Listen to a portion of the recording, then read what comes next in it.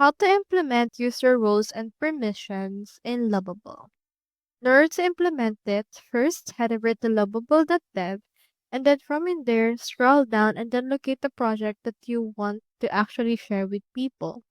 For example, let's choose in here this whiskers. Now after that, this will show you a preview of that website as well as history of the chat that I have with this. Now into this part, click on this invite option. You can see in here this. You can invite people by email. For example, let's add in here this person and click onto this invite. As you can see on the pre-plan of the Lovable, we only have the editor option. So if you have a pro plan, you can actually change or control the permission as well as implement the rules for that as well. So for example, you invited someone, you can change their permission right here, remove them, and also downgrade their roles right there. So that's all there is today, and I hope this video helped you out.